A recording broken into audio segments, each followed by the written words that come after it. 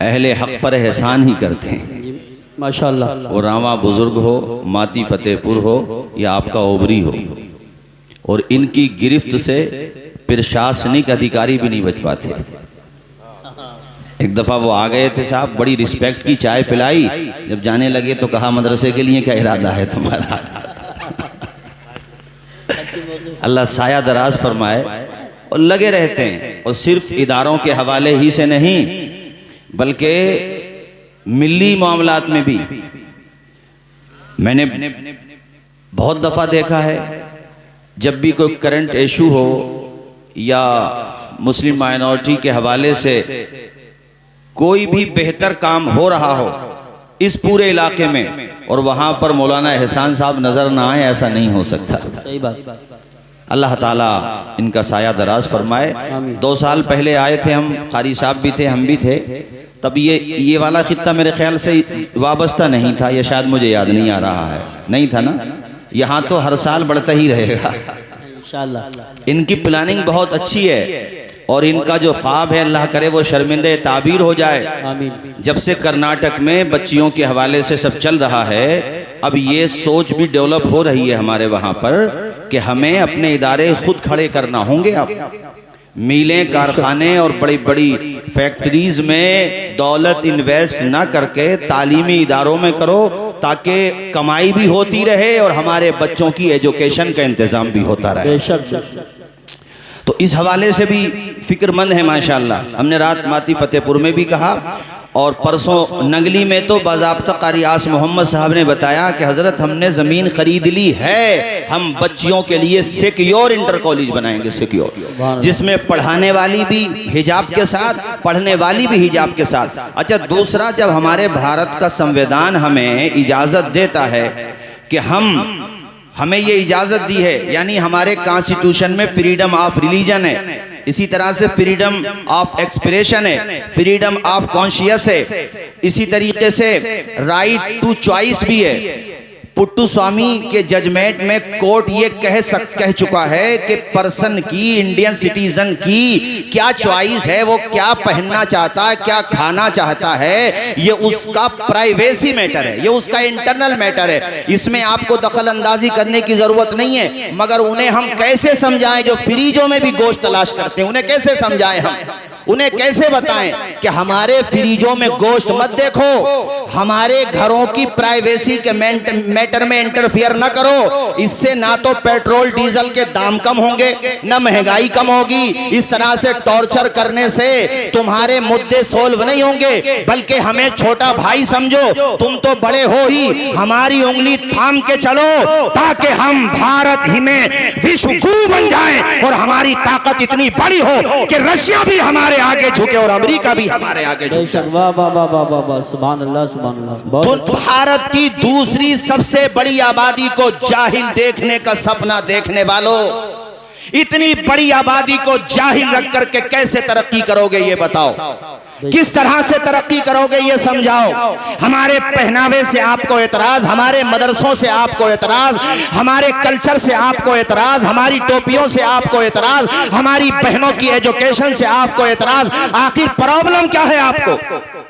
Court में जाकर के हम जब केसेस लड़ें तो वहां पर भी बड़ी हमें मायूसी होती है। हम कुछ नहीं कहेंगे, लेकिन इतना जरूर कहेंगे, we respectfully disagree with the Karnataka High Court judgment on hijab. It is my constitutional right. ये तो मुझे अधिकार है। और जहां तक हमारे दलाइल की बात है तो हमारे हक में दलाइल पे दाद मिलती है।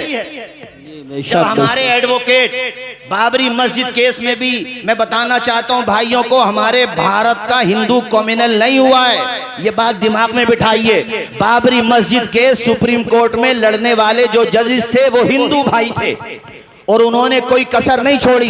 इसी तरह से कर्नाटका हाई कोर्ट में हिजाब के मैटर पर जो लॉजिकल दलाइल दे रहे थे वो भी, उनमें भी हिंदू थे, एडवोकेट, कई एडवोकेट हिंदू थे। तो हम लोग हिंदू भाई, हिंदू मुस्लिम भाईचारा चाहते हैं। दलाइल तो हमारे बहुत अच्छे रहते हैं। सुने शेर, कारी यूसुफ साहब शेर सुने, माशाल्लाह आप तो बहुत अच्छे शेर पढ़ते हैं। कारी नासिर साहब सुनिए, हमारे हक में दलाइल पे दाद मिलती है, हमारे हक में मगर फैसले नहीं आते। क्या बात है, बहुत अच्छा बहुत अच्छा। दलाइल पे दाद तो मिलती है, फैसले नहीं, लेकिन फैसले नहीं आते। जी बेशक। आप मेजॉरिटी हैं, हम इज्जत करेंगे, आपको बड़ा भाई कहते हैं, हम आपकी रिस्पेक्ट करते हैं, हम भूले नहीं हैं जब भारत में आजादी का सफर चल रहा था और यहाँ पर आजादी की जो लड़ाई थी, उस मौके पर अयोध्या में एक मुस्लिम थे, एक नॉन मुस्लिम थे, उनका नाम राम प्रसाद था और इनका नाम मीर अली था। दोनों इतने गहरे दोस्त थे कि अंग्रेजों के खिलाफ एक साथ निकले। हमने एक मर्तबा पुलिस के सामने भी ये वाकया बयान किया था। अब तो वो डीएम साहब हमारे संभल से चले गए हैं, उन्होंने भी बहुत सराहना की थी। तो मैंने बड़ा विनम्रता पूर्वक उनसे कहा था, सर सराहना ही मत करो, बल्कि संवैधानिक कुर्सियों पे बैठे हुए लोगों से ये कहो कि मुस्लिम भाइयों को सेकंड दर्जे का सिटीजन मत बनाओ, बल्कि ए दर्जे का सिटीजन बना दो। हमें ना कोई पद चाहिए, कुछ नहीं चाहिए, हम बिल्कुल वही बोली बोलना चाहते हैं आप जो वो बोली बोलता है, जो पॉलिटिकल एम्पावरमेंट की बात करता है, जो एजुकेशन एम्पावरमेंट की बात करता है, जो सोशल एम्पावरमेंट की बात करता है। ओबरी, रचैटा, जोया और अल्लाह आपका भला करे, ये तलवार शहबाजपुर आसपास से दर्जनों गांवों से, दर्जनों कस्बात से तशरीफ लाए हुए मेरे भारतीय मुसलमानों, अब तुम्हें भी सोचना पड़ेगा अपने बच्चों के फ्यूचर के लिए। मैंने बहुत दफा कहा, और इसको सिर्फ तकरीर के तौर पे मत समझा करो, इसको सिर्फ रस्मी जलसे के तौर पे मत समझो, बल्कि बरगे हिना पे लिखता हूं दर्द दिल की बात, शायद के उतर जाए दिलरुबा के हाथ में। ऐ मेरे भाइयों, ये दर्द के साथ कह रहा हूं आप लोगों से कि अब अपने बच्चों के हाथों में कलम दे दो, इन बच्चों को तालीम याफ्ता बना दो, इन बच्चों से दौलत कमवाने के लिए बाहर मत भेजो, बल्कि इन बच्चों से कहो बेटा तुम्हें डिग्रियां हासिल करना है, ताकि हमारे ओबरी के अंदर कम से कम एक तो हाई कोर्ट का जज होना चाहिए। अरे जज तो बहुत दूर की बात है, पूरे ओबरी से लेकर जोया तक, जोया से लेकर अमरोहा तक, अमरोहा से लेकर संभल तक उंगलियों पे गिने जाने वाले एडवोकेट मिलेंगे जो हाई कोर्ट में हमारा केस लड़ते होंगे। जी बेशक बेशक, सही फरमा रहे हैं, बिल्कुल बिल्कुल। और इदारे तो जो दे रहे हैं, क्या देंगे ये इदारे? हजरत अच्छा इदारे तो अपना रूल अदा कर ही रहे हैं। भाई मौलाना लोग मौलाना ही तो बनाएंगे, जो एडवोकेट बन रहे हैं उनकी जिम्मेदारी है कि वो बच्चों को लॉयर बनाएं, उनकी सहायता करें, उनकी सपोर्ट करें। और जो हमारे पॉलिटिशियन हैं उनसे भी अर्ज करेंगे हम तो तुम्हारी भी बड़ी इज्जत करते हैं, मगर ये क्या बात हुई कि सत्ता होगी तो काम होगा, उसके बाद इस जनता की उंगली पकड़ के कौन चलेगा? ये बताओ। बिल्कुल बिल्कुल। पर्दे के हवाले से मेरे जातिगत मतभेद किसी से नहीं है, संभल के सारे लोग हमें इज्जत देते हैं, हमसे मतलब हमारे उलमा को, और खासतौर पे बेचारे मेरे लिए तो बहुत सम्मान देते हैं, सबकी इज्जत करता हूं मैं। लेकिन मैं ये पूछता हूं कि पर्दे के हवाले से सिर्फ एक ही आवाज क्यों उठी, ये बताओ मुझे। वाह वाह वाह वाह वाह वाह, बहुत खूब। हम ये चाहते हैं हम अपने वहां इलाके में मुरादाबाद की बिरयानी ही का टेस्ट चखते रहें बस? मौलाना अफसर साहब, बहुत बड़ी समस्या हो जाएगी अगर मुरादाबाद की बिरयानी के साथ हैदराबाद की बिरयानी भी चलने लगी तो। इसलिए हम ये चाहते हैं आवाज उठाओ, संवैधानिक दायरे में जो आपको कॉन्स्टिट्यूशन ने हक दिया है उस आधार पर अपनी आवाज उठाओ और कम से कम प्रेशराइज तो करो सिस्टम के तहत। इसलिए कि ये मामला मुस्लिम पर्सनल लॉ का मामला है, ये मामला मेरी बेटियों के पर्दे का मामला है। जब मेरी हिंदू बहन तिलक लगा करके स्कूल में जा सकती है तो हमारी मुस्लिम बहन हिजाब लगा के क्यों नहीं जा सकती है? इस सवाल का जवाब दो। जब मेरा सिख भाई पगड़ी पहन के जा सकता है तो मेरी मुस्लिम बहन, अरे लंदन में जो चर्च के स्कूल है, चर्च का स्कूल है, रिलीजियस स्कूल है, वो उस स्कूल में इजाजत है कि मुस्लिम औरत हिजाब के साथ जा सकती है, तो मेरे भारत में मेरी बेटी को इजाजत क्यों नहीं है कि वो हिजाब के साथ जाए? और मैं बताना चाहता हूं अपने हिंदू भाइयों को भी कि तुम किन हाथों में खेल रहे हो। अरे अपने वेद पढ़ो, अपने ग्रंथ पढ़ो, अपनी किताबें पढ़ो। क्या तुमने अपनी धार्मिक किताबों में नहीं पढ़ा है कि जिसे हम पर्दा कहते हैं उसे तुम घूंघट कहते हो। और जिस तरह से हमारी मजहबी किताबों में पर्दे का तसव्वुर है, तुम्हारे वेदों में, तुम्हारे ग्रंथों में पर्दे का तसव्वुर मौजूद है, मगर न जाने तुम किन हाथों में चले गए। आओ पलट के आ जाओ, हमसे दोस्ती करो, हम तुम्हारे दुश्मन नहीं हैं, हम तुम्हारे दोस्त हैं, हमसे प्यार करो। ये रिश्ता है मोहब्बत कुछ इस तरह निभाओ, कुछ हम कदम बढ़ाएं, कुछ तुम कदम बढ़ाओ। नारे तकबीर, नारे रिसालत, नारे गौसियत, मसलके आला हजरत, फैजान आला हजरत हजरत अल्लामा अलहाज तौसीफ रज़ा साहिबुल असम्बली अज़मत मुस्तफ़ा कॉन्फ्रेंस। ये मेरे पास किताब है डॉक्टर मोहम्मद अहमद नईमी साहब, और उन्होंने हिंदू धर्म के हवाले से भी बड़ी नॉलेज फराहम की है। मैं रिक्वेस्ट करूंगा अपने उलमा से भी, लॉयर हजरात से भी, और जो तालीम याफ्ता मिले थे, अभी हम रूम में बैठे तो कई बच्चे माशाल्लाह मिले, कई पत्रकार भी मिले, मुझे बड़ी खुशी हुई। तो उनसे भी अपील करूंगा कि वो इस किताब को, हिंदी में भी ट्रांसलेशन हो चुका है, इसका इंग्लिश में भी हो रहा है, आप खरीदें और पढ़ें और हिंदू भाइयों को बताएं कि सनातन धर्म क्या है। आओ करीब में आओ। हमने जो आयत पढ़ी है ना, उसमें अल्लाह फरमाता है, इससे पहली वाली आयत में सूरह नूर में अल्लाह ने फरमाया, मोमिनो अपनी निगाहों को नीचा रखो। पत्रकार ने एक मरतबा पूछा हमारे एक इंटेलेक्चुअल से कि तुम लोग सिर्फ औरतों को कहते हो कि निगाहें नीची रखो? तो उन्होंने जवाब दिया, तुम जब अधूरी नॉलेज रखोगे ना तो यही हाल होगा। सिर्फ औरतों के लिए तो बाद में है वो आयत, उससे पहले क्या है? वकुल्लिल मुमिनाति यग़ुद्दुना मिन अबसारिहिन्ना, ये बाद में है। इससे पहले वाली जो आयत है, वकुल्लिल मुमिनीना यग़ुद्दू मिन अबसारिहिम, महबूब फरमाइए अपने मुसलमानों से कि वो अपनी निगाहों को नीचा रखें। यानी सिर्फ मर्द औरतों से नहीं है, मर्दों से भी है। और ये कहते हैं औरतों को कैद रखा जाता है। अरे मैं किस तरह से समझाऊं? हिस्ट्री पढ़ो, गोदी मीडिया वालों, हिस्ट्री पढ़ो। दुनिया में औरत को दासी बना के रखा जाता था, बेटियों को जिंदा जमीन में गाड़ दिया जाता था। हिस्ट्री पढ़ के देखिए साहब, हिस्ट्री वो नहीं है जो जद्दाली मीडिया दिखा रहा है, हिस्ट्री वो नहीं है जो इजराइल की प्रेस दिखाए। हिस्ट्री पढ़ना सीखो, हिस्ट्री पढ़ा करो। और मैंने तकरीरों में कहा, भारतीय मुसलमानों, तुम भी नेट पे गंदगियां तो देखते हो, फिल्में तो देखते हो। अरे अपने भारत में डॉक्टर राम पुनियानी जी को ही सुन लिया करो, जिन्होंने बताया है कि भारत को सोने की चिड़िया किसने बनाया था। नारे तकबीर, नारे रिसालत, नारे गौसियत, मसलके आला हजरत, जश्न दस्तारबंदी। एक नजर इधर भी देख लिए, इतने बच्चे इस मदरसे से फारिग हो रहे हैं माशाल्लाह। एक नजर देख के फिर मौलाना तौसीफ साहब की स्वामी लक्ष्मी जी हैं, स्वामी लक्ष्मी। अच्छा, अभी पर्दे का मैटर चल रहा था तो एक शंकराचार्य का बयान बहुत वायरल हुआ।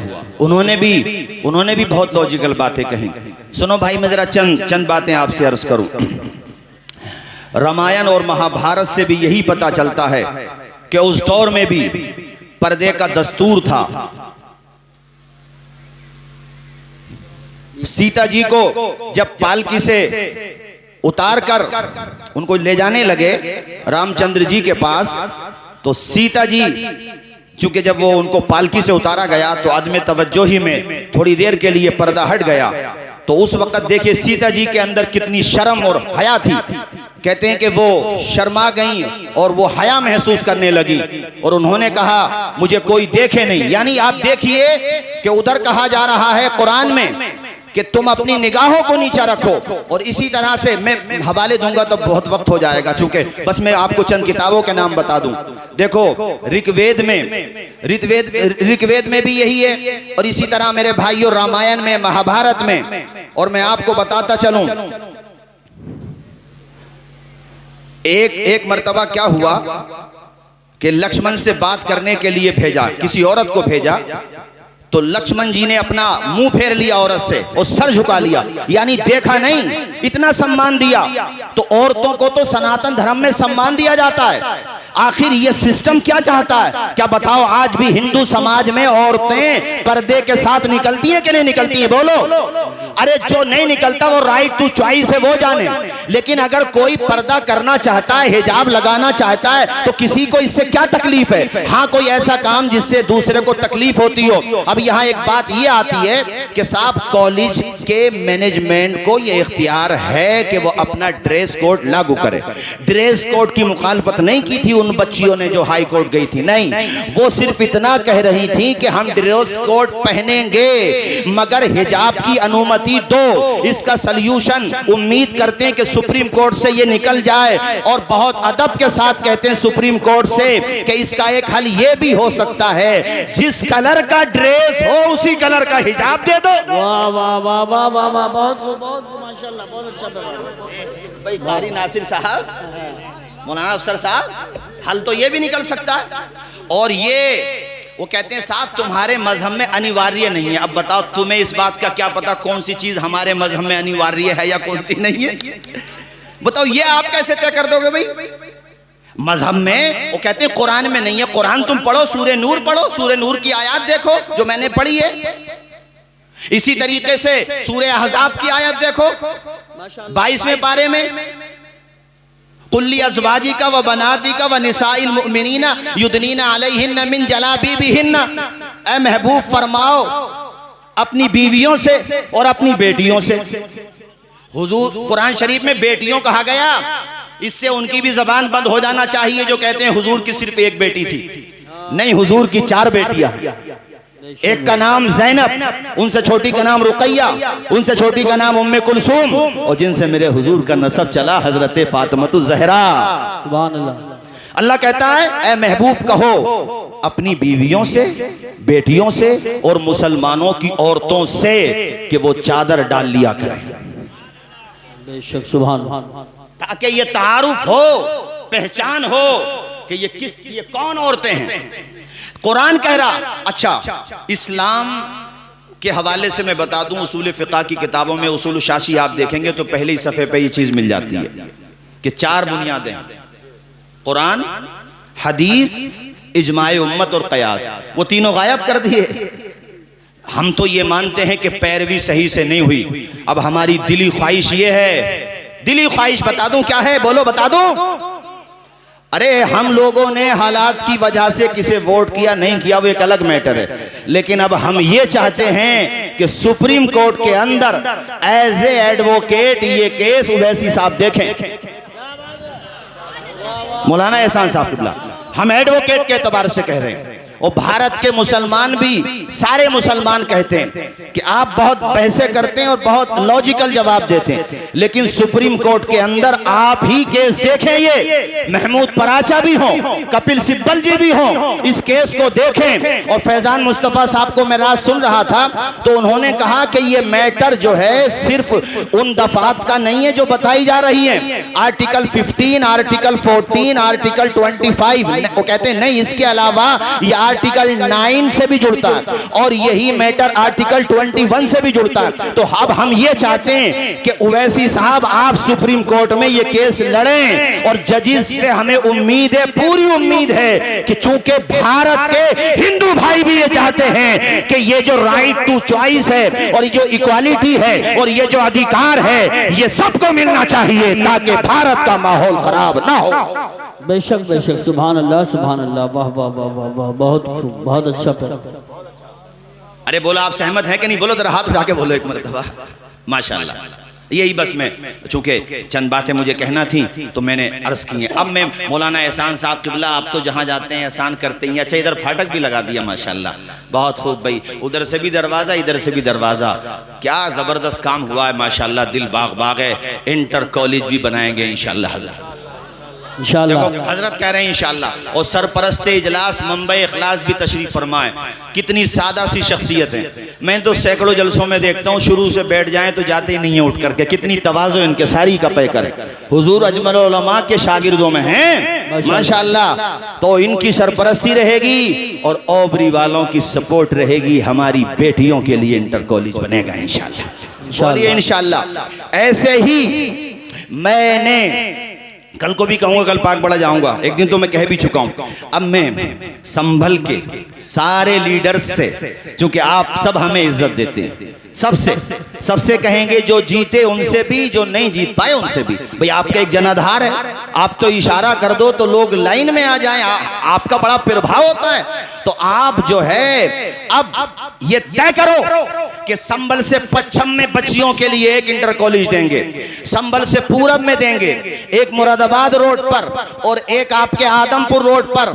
हर नेता अगर 4-4 बना दे तो इंशाअल्लाह इदारे हम चलाएंगे, कॉलेज तुम चलाओ, संगम बनता रहेगा। उलमा हम बनाएंगे, एडवोकेट तुम बनाओ, फकीह हम बनाएंगे, डॉक्टर तुम बनाओ। हमारे यहाँ से खुतबा निकलेंगे, मुफस्सिरीन निकलेंगे, बड़े बड़े उतबा निकलेंगे, बड़े शानदार जय्यद उलमा निकलेंगे। आप लोग इंजीनियर निकालो, आप लोग पायलट निकालो, आप लोग बेहतरीन एडवोकेट निकालो, और उन बच्चों को भी पढ़ाने के लिए एक आलिम भी रखो जो उन बच्चों को दीन की तालीम दे। माशाअल्लाह माशाअल्लाह, क्या कहने हजरत, वाह वाह वाह वाह वाह, बहुत अच्छा, बहुत अच्छा पैगाम। आप ये जितने उलमा ना, खुदा की कसम, अगर ये सपोर्ट तो करती हैं, हमारा मनोबल बढ़ाते हैं अल्हम्दुलिल्लाह। ऐसा नहीं है, इनका सपोर्ट नहीं होगा तो जाहिर है हम भी इतनी एतमाद के साथ नहीं बोल पाएंगे शायद। इनकी सपोर्ट रहती है, लेकिन ये मुकम्मल तरीके से खड़े हों तो फिर हम हर लीडर के पास जाएंगे और उनसे कहेंगे, सर 5 साल में कम से कम 5 इंटर कॉलेज बना करके दीजिए आप। और जब हम सब के पास जाएंगे, हार जीत तो होती रहती है, जिसकी हो गई। जब तुम इलेक्शन में करोड़ों रुपया उठा सकते हो तो इंटर कॉलेज में क्यों नहीं उठा सकते हो भाई साहब? और तुम्हारे जो रहेंगे उसमें रक्षा पोलर के बच्चे भी पढ़ें, इसलिए कि तुम्हारे खाते में तो अच्छा खासा पैसा आता है माशाल्लाह। अरे तुम्हारी जो निधि होती है गवर्नमेंट की तरफ से, उससे तो अच्छा खासा पैसा आता है।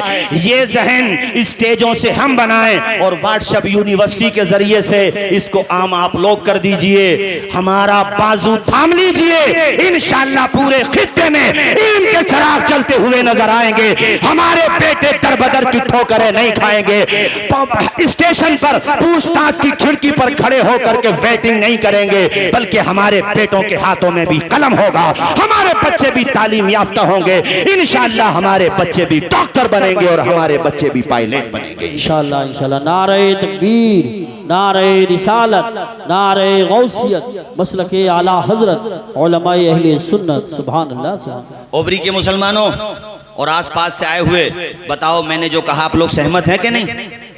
सब सहमत। हाँ, पॉलिटिक्स में सर गिने जाते हैं।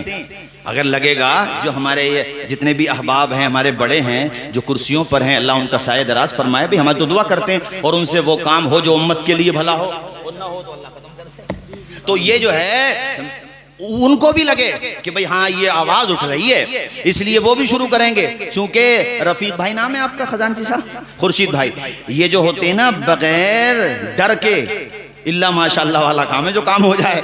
इन्हें जब लगेगा कि भाई अब तो पब्लिक की तरफ से डिमांड होने लगी, अब सिर्फ मौलाना तौसीफ रजा नहीं कह रहे हैं, अब कारी यूसुफ रजा साहब, मौलाना एहसान साहब, हजरत मौलाना सैयद अफरोज साहब, ये माशाअल्लाह इनके भाई यहीं पर इमामत का फरीजा अंजाम दे रहे हैं। आले रसूल भी हैं, बेहतरीन आलिम दीन भी हैं, मिस्र भी गए पढ़ने के लिए। ये कितनी अच्छी बात है माशाअल्लाह। जब सबकी तरफ से यही आवाज उठेगी, और आवाज उठाने में पॉजिटिविटी रहना चाहिए, मुस्बत हो, दायाना हो। चूंकि हमारा मकसद किसी पे तनकीद करना नहीं है, हमारा मकसद अपनी नस्लों के हाथों में कलम देना है। बेशक सुभान अल्लाह। आखिर में जाते हुए, चूंकि अभी वक्त भी तेजी से आगे बढ़ रहा, मुसलमान भाइयों देखो ये पैगाम आप लोग रिकॉर्ड करके ले जाएं, दिमागों में बिठा कर ले जाएं, जहनों की डायरी में नोट कर कर ले जाएं कि हमें ही अपने बच्चों को पढ़ाना पड़ेगा। सुभान अल्लाह। अगर तुम भी अपनी नस्लों के बारे में नहीं सोचोगे तो 7 समंदर पार से तुम्हारे बच्चों को कलम देने के लिए कोई नहीं आएगा। बेशक बेशक। कभी मायूस भी नहीं होना चाहिए। आज सिखों को देखो, मैं सलाम करता हूं उन लोगों को, उनकी यूनिटी को, उनके वहां एजुकेशन का लेवल देखिए आप।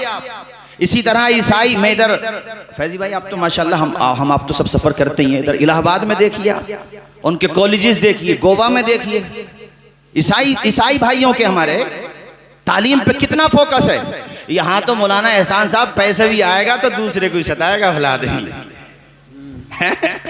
मतलब पैसा आ गया तो फटा जा रहा। अबे इस पैसे को किसी मदरसे वाले को दे दे, उससे कह दे भैया कि आप जो है इदारे का काम कर दें और आप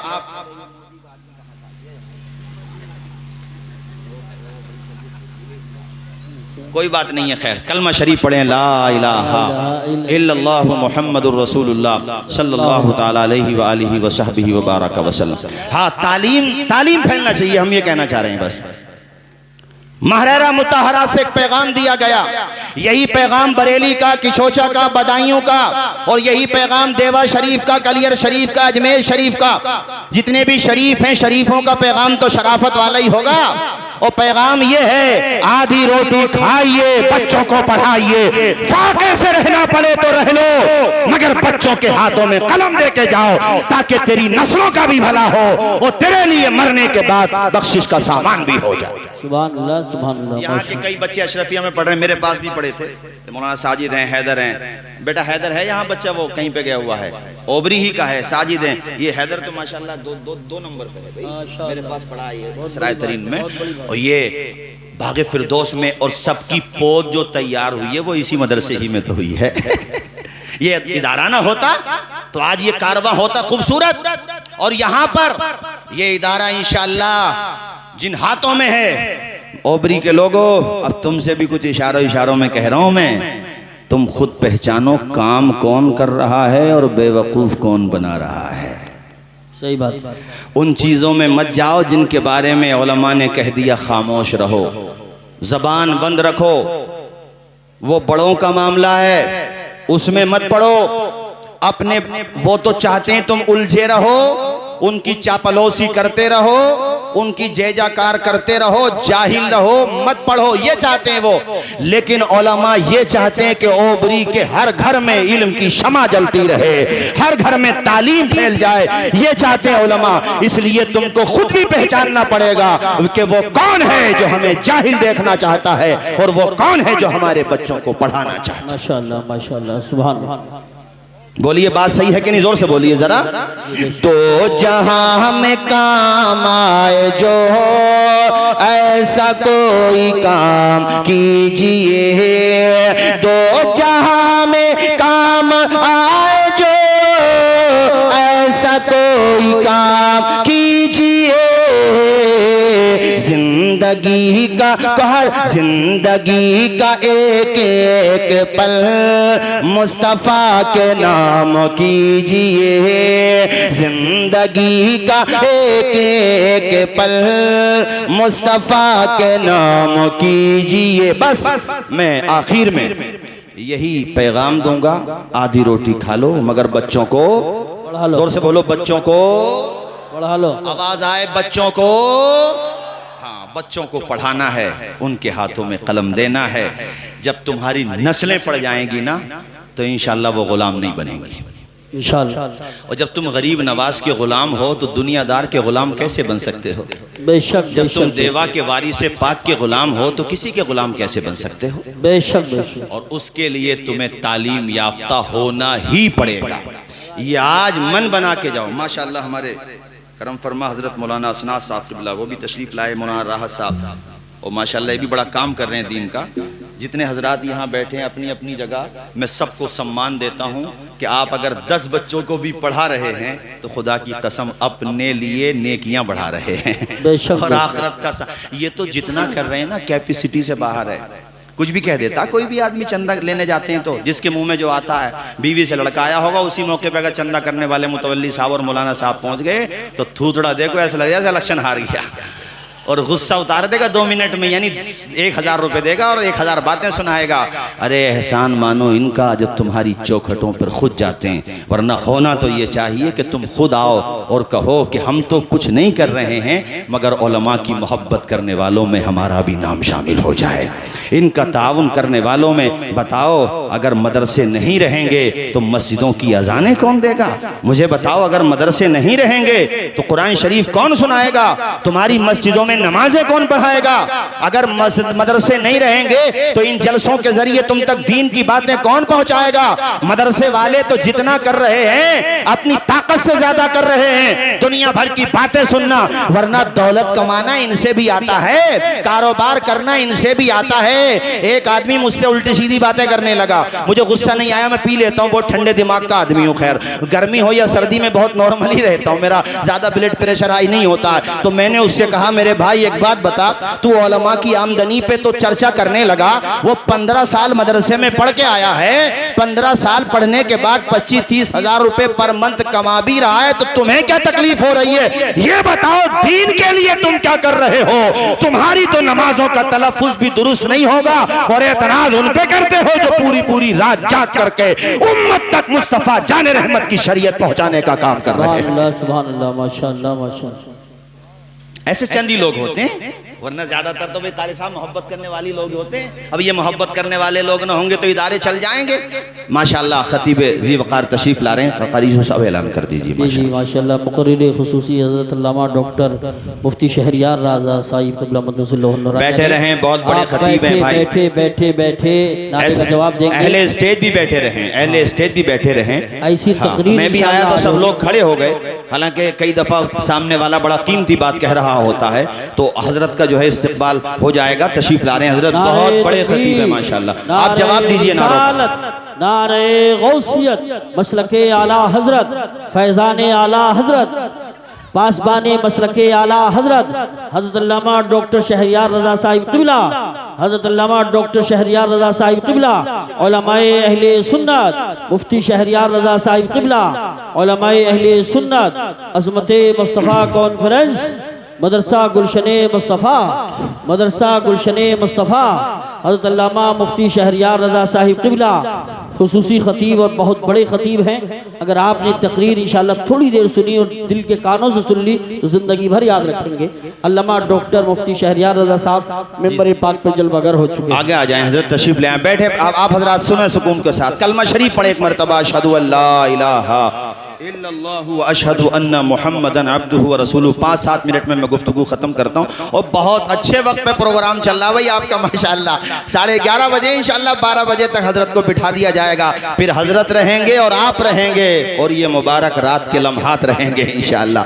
सुनो, उलमा के जरिए से कितना काम हो रहा जरा देखें आप। और जहां तक उलमा के तालीम लेने की बात है तो कितने में स्टूडेंट बता सकता हूं आपको जो माशाअल्लाह मदारिस से फारिग होने के बाद लॉयर बन गए। अभी केरला का एक बच्चा था, वो पायलट बन गया। ये हजरत जहाँ से तशरीफ लाते हैं बिहार से सीवान, उसी के आसपास हमारे एक साथी हैं शाहिद रजा खान, वो अशरफिया में हमारे साथ पढ़ते थे, हमसे जूनियर थे। अशरफिया में आलिम बने और उसके बाद उनमें लगन थी, मेहनत थी, पढ़ते रहे, जैनियों गए और माशाअल्लाह IAS बन गए। ये मैं अपने स्टूडेंट को बता रहा हूँ। तो जब ये, हालांकि देखो ये मदरसे में कितने सब्जेक्ट पढ़ते हैं, फ़िक़्ह पढ़ते हैं, उसूल फ़िक़्ह पढ़ते हैं और क़िरात पढ़ते हैं, उसके अलावा नहव पढ़ते हैं, सर्फ पढ़ते हैं, बलागत पढ़ते हैं, कितने फ़ुनून पढ़ते हैं, मंतिक़ पढ़ते हैं, फ़लसफ़ा पढ़ते हैं, तफसीर पढ़ते हैं, उसूल तफसीर पढ़ते हैं, दर्जन से ज़्यादा सब्जेक्ट पढ़ते हैं। उसके साथ साथ इंटर भी कर लेते हैं साइड से। ये मौलाना अजीम साहब जो आपके वहाँ पढ़ा रहे हैं माशाअल्लाह, इंग्लिश भी अच्छी है इनकी, ये साइड से कर लेते हैं। अब मैं जो पैगाम देना चाहता हूँ वो ये है कि जब हमारे मदारिस के स्टूडेंट साइड से ये कर रहे हैं तो हमारे जो बच्चे मॉडर्न एजुकेशन हासिल करते हैं उन्हें भी अलग से एक टीचर आलिम की शक्ल में ट्यूशन के तौर पे लगाना चाहिए और उन्हें कुरान पढ़ना चाहिए नाजरे के साथ, दीन के जरूरी मसाइल दरियाफ्त करना चाहिए ताकि वो बेहतरीन डॉक्टर भी रहे और डॉक्टर के साथ साथ वो दीन का जानकार भी रहे। सुभान अल्लाह, सुभान अल्लाह, माशाअल्लाह। ये सिलसिला चल रहा है। कारी बदर आलम साहब चले गए, बैठे हैं भी यहाँ पर, अच्छा उधर बैठे, चले गए वो किसी। तो अब माशाल्लाह ये हो रहा है, ये सिलसिला हो रहा है। हमारे हाजी रिजवान हाजीपुर के, उन्होंने भी एक बाज़ाब्ता अलबरकात से एक टीचर आलिम है माशाल्लाह, उनको बुलवाया अपने बच्चों को पढ़ाने के लिए बेहतरीन तनख्वाह के साथ। ये मैं इसलिए बता रहा हूँ माइक पे चंद भाइयों के दिमाग में और आ जाए, हमारे उलमा को फाइनेंशियली हेल्प मिलेगी और उनके घरों में इल्म के चिराग जलेंगे अच्छी तनख्वाह के साथ। 25-20 हज़ार रुपये तनख्वाह, अकेला आदमी माशाअल्लाह एक नया सिलसिला शुरू हुआ। जो अहले सरवत हैं अपने खानदान के बच्चों की तालीम ऐसी जिसमें मॉडर्न एजुकेशन भी हो और रिलीजियस तालीम भी हो, ये सिर्फ समझाने के लिए होती है, वरना जिस तालीम से फायदा हो वो तालीम अच्छी ही तालीम होती है मेरे साथियों।